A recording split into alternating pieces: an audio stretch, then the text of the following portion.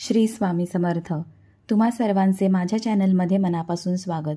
आजच्या व्हिडिओमध्ये आपण अपरा एकादशी केव्हा आहे, पूजेचा शुभ मुहूर्त, पूजाविधी, एकादशी व्रताची सांगता आणि या दिवशी केल्या जाणाऱ्या काही उपायांबद्दल जाणून घेणार आहोत. जर तुम्ही चॅनलवर नवीन असाल तर चॅनलला सबस्क्राईब करा. व्हिडिओ लाईक आणि शेअर करायला विसरू नका. आपल्या धर्मात एकादशी व्रतास विशेष महत्त्व आहे. वैशाख महिन्यातील कृष्ण पक्षातील एकादशी अपरा, जलक्रीडा, भद्रकाली किंवा अवला या नावाने देखील ओळखली जाते. इतर एकादशी तिथीप्रमाणे या दिवशी देखील भगवान विष्णूंच्या पूजेस विशेष महत्त्व आहे. एकादशी व्रत करणाऱ्यास अपार यश आणि मोक्षाची प्राप्ती होते. व्रत करणाऱ्याने दशमी, एकादशी आणि द्वादशी असे 3ही दिवस व्रताचे पालन करावे. रविवार दिनांक 2 जून रोजी अपरा एकादशी तिथी पहाटे 5:04 सुरू होणार असून 3 जून रोजी 2:41 ती समाप्त होणार आहे.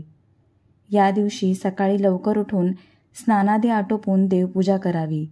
भगवान विष्णूंना गंगाजल मिश्रित पाण्याने अभिषेक करावा. त्यानंतर तुळशीचे पान अर्पण करावे. मात्र एकादशीच्या आदल्या दिवशीच तुळशीची पाने तोडून ठेवावी.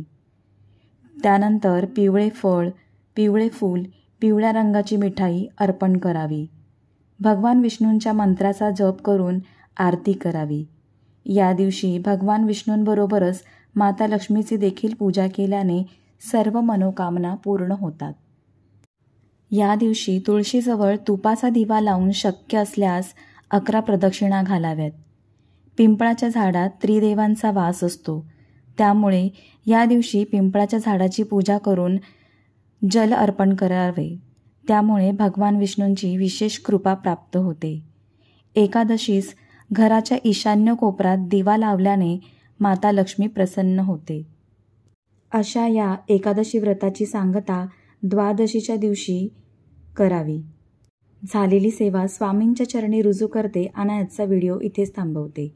पुन्हा भेटूया अशाच एका नवीन व्हिडिओसह. तोपर्यंत श्री स्वामी समर्थ.